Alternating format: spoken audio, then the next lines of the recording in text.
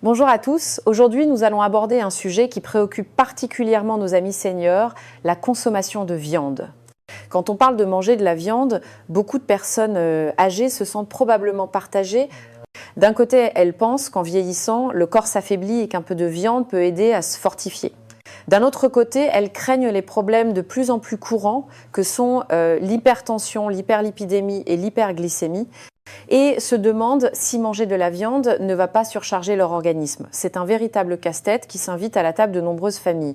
Aujourd'hui, je vais commencer par vous partager deux histoires vraies qui se sont produites dans mon entourage. La première est celle de Madame Lu, âgée de 67 ans. Madame Lu était autrefois une femme particulièrement robuste, connue dans son quartier comme un modèle de santé. Mais depuis sa retraite, elle s'est de plus en plus inquiétée des problèmes d'hypertension, d'hyperlipidémie et d'hyperglycémie. Elle s'est donc imposé une règle très stricte, devenir complètement végétarienne. Dès lors, sa table ne comportait plus que des légumes, des fruits et des produits à base de soja. Même les œufs et le lait se faisaient rares. Au début, elle se sentait plus légère et en était assez fière, mais avec le temps, les problèmes ont commencé à s'accumuler. Elle s'est rendue compte qu'elle était essoufflée en montant les escaliers, que ses jambes perdaient de leur force comme si toute son énergie avait été aspirée. Un jour, en se promenant dans le parc, elle a été prise d'un vertige soudain et a failli tomber. Sa famille l'a immédiatement transportée à l'hôpital. Après examen, le médecin lui a annoncé qu'elle souffrait de sarcopénie, une maladie dont la cause était précisément une carence prolongée en protéines, notamment en protéines animales de haute qualité. La seconde histoire est celle de M. Wang, 70 ans. Depuis quelque temps, M. Wang souffrait de douleurs au genou. S'accroupir et se relever était devenu particulièrement difficile. Il pensait que c'était un phénomène normal dû à l'âge et n'y prêtait pas trop attention. Jusqu'au jour où il a manqué de tomber chez lui. Inquiète, sa famille l'a emmené à l'hôpital pour un contrôle. Le diagnostic est tombé, M. Wang souffrait d'une ostéoporose sévère. Le médecin a expliqué que non seulement il manquait de calcium, mais que ses os étaient devenus aussi friables que des biscuits secs. Wang, très perplexe, a alors demandé au médecin « Alors si je rentre chez moi et que je mange plus de soupe de porc mijotée, est-ce que ça m'aidera à refaire le plein de calcium ?» La docteure Catherine Solano l'a écouté, a souri et a secoué la tête en lui expliquant que compter sur la viande de porc pour se supplémenter en calcium n'était pas très efficace. Pour vraiment nourrir ses os, il fallait manger 3 autres types de viande. Les expériences de Madame Lu et de Menju Wang sont en réalité le reflet de la situation de nombreux seniors. Leur problème se résume finalement à une seule question. Les personnes âgées doivent-elles manger de la viande ? Quelle viande manger et comment la consommer pour être en meilleure santé ? Aujourd'hui, nous allons clarifier toutes ces questions une bonne fois pour toutes. Avant d'entrer dans le vif du sujet, si vous vous souciez sincèrement de votre santé et de celle de votre famille, veuillez cliquer sur le bouton s'abonner ci-dessous et activer les notifications. Ainsi, vous ne manquerez aucune de nos futures connaissances pratiques en matière de santé. Ici, nous ne partageons que les vérités sur la santé que les médias grand public vous disent rarement avec franchise. Si vous aimez notre contenu, veuillez taper 1 dans la section des commentaires. C'est le soutien le plus chaleureux pour notre création continue. Vous êtes également invité à partager vos opinions dans la section des commentaires ci-dessous. Revenons à notre sujet du jour. Beaucoup de seniors, par peur de l'hypertension, de l'hyperlipidémie, de l'hyperglycémie, évitent la viande comme la peste, pensant que seuls des repas légers et végétariens peuvent garantir la santé. Cependant, cette conception a peu être besoin d'être mise à jour. Une équipe de recherche de la prestigieuse école de pharmacie de l'université de Tsinghua a découvert un phénomène intéressant grâce à des expériences sur des souris. Ils ont constaté que sous un apport calorique total contrôlé, un régime où la proportion de graisse était modérément augmentée et celle des glucides diminuée chez les souris âgées permettait de ralentir de manière significative les anomalies métaboliques et l'atrophie des organes liées au vieillissement, contribuant ainsi à prolonger leur durée de vie. Bien que cette étude ait été menée sur des souris, les lois sur les besoins nutritionnels qu'elle révèle sont très similaires aux nôtres. Que nous apprend cette étude ? Pour nous, les personnes âgées, avec l'âge, la masse musculaire diminue naturellement et le métabolisme ralentit. C'est à ce moment-là que nous avons encore plus besoin d'un apport suffisant en protéines et en graisses de bonne qualité pour maintenir les fonctions normales de notre corps, plutôt que de nous contenter de féculents et de légumes. Ce point de vue est également corroboré par des études internationales de premier plan. La revue médicale de renommée mondiale The Lancet a publié les résultats d'une vaste étude menée dans 11 pays, révélant que les personnes âgées assurant un apport suffisant en protéines avaient non seulement une espérance de vie plus longue, mais aussi un risque plus faible de développer un cancer. Un chiffre est particulièrement frappant. Chez les personnes âgées consommant moins de 40 grammes de protéines par jour, le taux de mortalité atteignait 31%, tandis que chez celles en consommant plus de 40 grammes, il n'était que de 18%. La différence est très nette. Manger la bonne viande ne prolonge pas seulement la vie, cela protège aussi nos os. Une étude de suivi à long terme de la Société américaine de gériatrie a révélé que la vitesse de diminution de la densité osseuse chez les personnes âgées qui mangeaient du poisson 2 à 3 fois par semaine était considérablement plus lente que chez celles qui en mangeaient rarement. Cela montre que manger la bonne viande peut non seulement ralentir la perte osseuse, mais aussi améliorer concrètement la solidité des os. Nous pouvons donc en tirer une conclusion scientifique. Pour les personnes âgées, ne pas manger de viande du tout n'est pas un choix sain. Une consommation modérée de viande non seulement n'augmente pas de manière significative le risque de maladies chroniques, mais elle offre 3 avantages bien réels. Premier grand avantage, maintenir la masse musculaire. La viande est la source la plus importante de protéines de haute qualité, qui nous aide à lutter contre la perte musculaire et à garder des jambes plus fortes. Deuxième grand avantage, prévenir les carences nutritionnelles. La viande est riche en nutriments clés comme la vitamine B12, le fer et le zinc, qui sont difficiles à obtenir en quantité suffisante dans les aliments d'origine végétale. Cela prévient efficacement l'anémie et d'autres carences nutritionnelles courantes. Troisième grand avantage, protéger la fonction cérébrale. Avec l'âge, la capacité antioxydante de notre corps diminue. Manger de la viande en quantité modérée aide à augmenter le niveau d'antioxydants du corps, ce qui est très bénéfique pour améliorer la mémoire et protéger les fonctions cérébrales. Bien, maintenant que nous connaissons l'importance de manger de la viande, pourquoi tant de gens s'en méfient-ils encore ? Cela est principalement dû à des malentendus et à des rumeurs qui circulent depuis longtemps. Aujourd'hui, nous allons clarifier les 2 principales idées fausses sur la consommation de viande. Idée fausse numéro 1, il suffit de ne pas manger de viande pour faire baisser son cholestérol. Beaucoup de seniors pensent que l'hyperlipidémie est causée par la consommation de viande grasse. Ils croient donc qu'en arrêtant de manger de la viande, leur taux de lipides sanguins diminuera. Ce point de vue n'est que partiellement vrai. Il faut savoir que les principales sources de nos lipides sanguins, les triglycérides et le cholestérol ne proviennent pas de notre alimentation mais sont synthétisés par notre propre corps. Prenons le cholestérol, environ 70% à 80% est produit par notre foie. L'apport alimentaire ne représente qu'une petite partie. Il en va de même pour les triglycérides.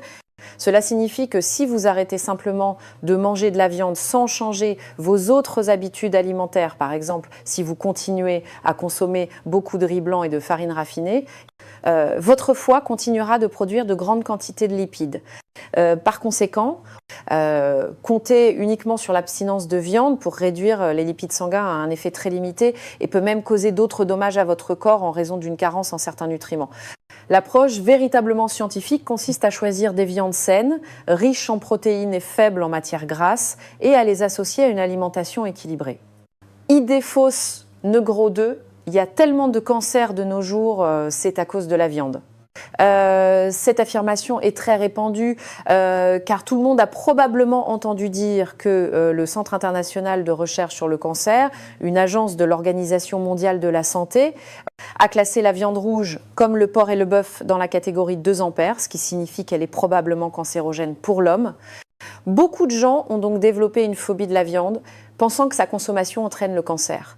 Il faut examiner cette affirmation de manière nuancée. Premièrement, le cancer est une maladie causée par la combinaison de multiples facteurs. Il est étroitement lié à notre génétique, à notre environnement, à nos habitudes de vie, etc. et n'est certainement pas causé par un seul facteur. Deuxièmement, le risque mentionné dans les études provient principalement des graisses saturées présentes dans la viande rouge et des divers additifs contenus dans les viandes transformées comme les saucisses et le bacon. Enfin, et c'est le point le plus crucial, il faut considérer la dose. Toute affirmation qui ne tient pas compte de la dose n'est pas scientifique. Une étude américaine a révélé que le risque de mourir d'un cancer ou d'une maladie cardiaque n'était significativement plus élevé que chez les personnes âgées consommant plus de 113 grammes de viande rouge, jour par rapport à celle n'en consommant que 14 grammes. Les recommandations diététiques chinoises suggèrent qu'un apport quotidien de 40 à 75 grammes de viande est approprié pour un adulte. Dans cette fourchette de recommandations et avec une alimentation équilibrée, le risque lié à la consommation de viande rouge est, on peut le dire, quasi inexistant. La conclusion est donc que manger de la viande n'est pas le principal coupable du cancer. La clé réside dans la modération et le choix de produits sains, tout en évitant autant que possible les viandes transformées. Bien, après avoir dissipé ces malentendus, nous pouvons enfin révéler la réponse la plus importante d'aujourd'hui. Quels sont les types de viande les plus adaptés aux seniors ? Quand on parle de manger de la viande, quelle est la première image qui vous vient à l'esprit ? N'est-ce pas une assiette de porc braisé parfumé et juteux ou un bol de nouilles au bœuf bien chaud et copieux? C'est vrai, le porc et le bœuf sont des habitués de nos tables. Mais je dois vous dire que pour les seniors, ces deux habitués ne sont peut-être pas les meilleurs choix. Pourquoi ? Le problème du porc réside dans sa teneur en matière grasse, surtout la graisse visible, qui est vraiment un peu trop élevée. Pour nous qui devons contrôler strictement notre tension, notre cholestérol et notre glycémie, en manger trop ajoute inévitablement un fardeau supplémentaire à notre corps. Et le bœuf, bien qu'il soit une excellente source de protéines, ses fibres musculaires sont aussi réputées pour être épaisses et coriaces. Pour nous, dont les dents s'affaiblissent et la capacité digestive diminue, chaque mastication est un véritable effort physique pour nos dents et notre estomac. C'est vraiment un peu pénible. Alors, existe-t-il une option qui nous permette de savourer le plaisir de la viande sans nous soucier de créer des problèmes pour notre corps et qui pourrait même nous aider à renforcer nos os? La réponse est bien sûr oui. L'Organisation mondiale de la santé, OMS, a elle-même souligné que 3 catégories de viande sont cruciales pour la santé des personnes âgées. Le poisson riche en acides gras oméga 3, le poulet faible en matière grasse et le canard riche en fer. Non seulement ils aident à renforcer notre système immunitaire et la santé de nos os, mais ils contribuent également à réduire le risque de maladies chroniques. Laissez-moi maintenant vous présenter en détail ces 3 viandes les plus adaptées aux personnes âgées. La première, le poisson, l'or pour le cerveau et le calcium pour les os, venus de l'eau. Le poisson est pour ainsi dire le gentleman des viandes. Ses bienfaits sont innombrables. Tout d'abord, il est particulièrement doux pour notre estomac. La structure des protéines du poisson est tendre, ce qui le rend très facile à digérer et à absorber par notre corps, avec un taux d'absorption pouvant atteindre plus de 90%. C'est une source de protéines parfaite pour les oncles et tantes, dont la fonction digestive est affaiblie. Ensuite, et c'est le point le plus surprenant, le poisson est un champion du calcium. Vous pourriez trouver cela étrange. Ne boit-on pas du lait ou ne mange-t-on pas du tofu pour le calcium? En réalité, de nombreux petits poissons ont une teneur en calcium étonnante, surtout ceux que l'on peut manger avec les arêtes, comme les anchois, le sabre et les sardines. Il faut particulièrement saluer les sardines en conserve. Vous pensez peut-être que les conserves ne sont pas saines, mais pour les sardines, c'est une exception. Après un traitement à haute température et haute pression, leurs arêtes deviennent si tendres qu'elles fondent dans la bouche. Pour 100 g de sardines en conserve, la teneur en calcium atteint environ 300 mg, ce qui est comparable à un verre de lait. Mieux encore, le poisson contient naturellement de la vitamine D, qui est la clé pour ouvrir la porte de l'absorption du calcium dans notre corps, garantissant que le calcium ingéré n'est pas gaspillé et est solidement utilisé pour nos os. Enfin, le poisson est le gardien de notre système cardiovasculaire, surtout les poissons de mer comme le saumon et le balaou du Japon, qui sont riches en un acide gras magique appelé oméga 3. Cet oméga 3 agit comme un agent de nettoyage pour nos vaisseaux sanguins, aidant à réduire la viscosité du sang, à éliminer l'excès de mauvais cholestérol sur les parois des vaisseaux et à maintenir nos artères dégagées, réduisant ainsi considérablement le risque d'artériosclérose, d'infarctus et d'AVC. Quelle est la meilleure façon de le consommer? Le poisson cuit à la vapeur préserve le mieux les nutriments, ou bien une soupe réconfortante de carassin et de tofu. Ou encore, de temps en temps, une boîte de sardines de bonne qualité. Ce sont tous des choix très judicieux. La deuxième, le poulet, le complément de fitness le plus accessible. Si le poisson est un gentleman délicat, le poulet est le gardien de la force le plus fidèle et le plus simple à nos côtés. Nos muscles sont comme un compte en banque. Dans notre jeunesse, nous y avons déposé beaucoup, mais en vieillissant, si nous ne faisons que retirer sans déposer, ce compte se videra rapidement. Nous deviendrons faibles et sujets aux chutes. Le poulet, en particulier la poitrine de poulet sans peau, est le meilleur choix pour continuer à déposer du muscle sur ce compte. Sa teneur en matière grasse est extrêmement faible, ce qui en fait une protéine de haute qualité sans fardeau qui nous aide très efficacement à ralentir la perte musculaire. Le poulet est aussi le nutritionniste de notre système nerveux. Ressentez-vous parfois des engourdissements dans les mains et les pieds ou une fatigue générale? C'est peut être votre système nerveux qui vous envoie un signal. Les vitamines du groupe B abondantes dans le poulet, en particulier la vitamine B6, sont d'excellents alliés pour nourrir les nerfs. Elles favorisent également le métabolisme des protéines, ce qui renforce indirectement notre système immunitaire. De plus, le poulet est riche en phosphore. Le phosphore et le calcium sont deux frères inséparables. Ils doivent travailler main dans la main pour rendre nos os à la fois solides et résistants.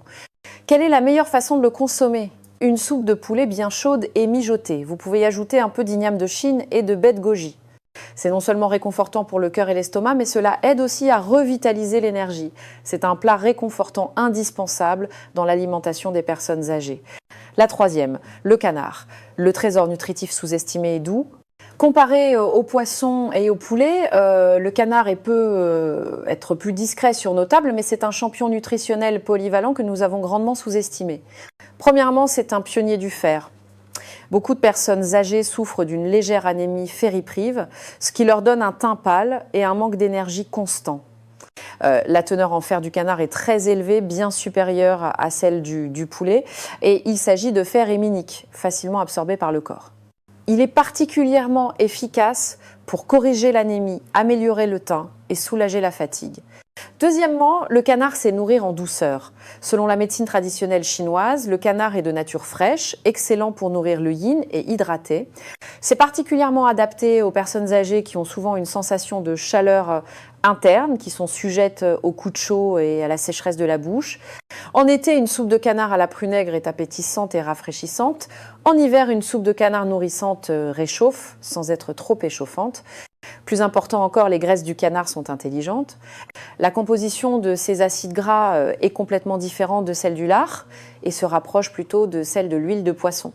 Elle est riche en acides gras monoinsaturés et polyinsaturés, bénéfiques pour notre système cardiovasculaire. Ils aident notre corps à réguler les lipides et à réduire le mauvais cholestérol.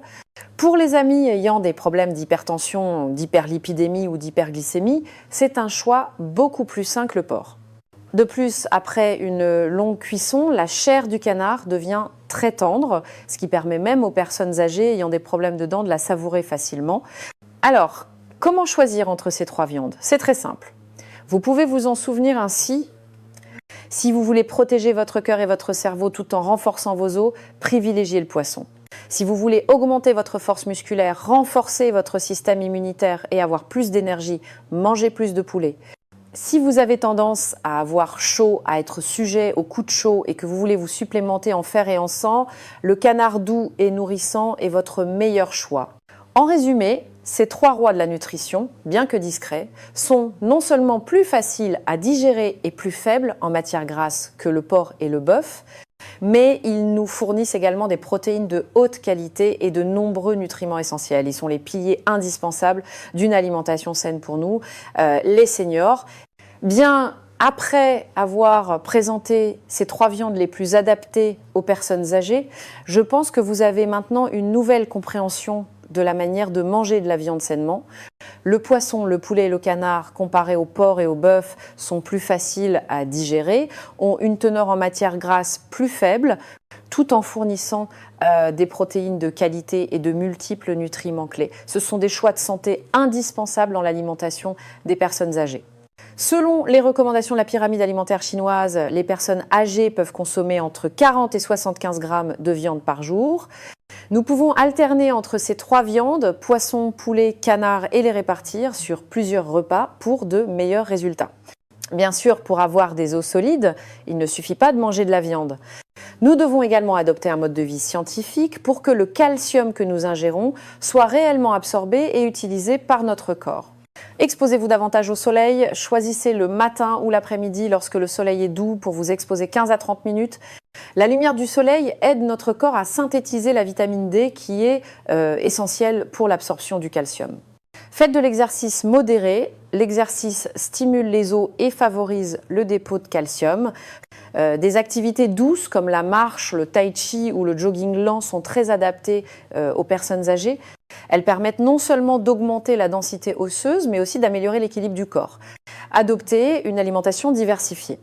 En plus des 3 viandes que nous avons recommandées aujourd'hui, vous pouvez ajouter à votre alimentation quotidienne des aliments riches en calcium comme le lait, le tofu, la pâte de sésame, les noix et les légumes à feuilles vertes. Parallèlement, veillez à réduire la consommation d'aliments riches en sel, en sucre et en graisse, car ils accélèrent la perte de calcium. Buvez beaucoup d'eau.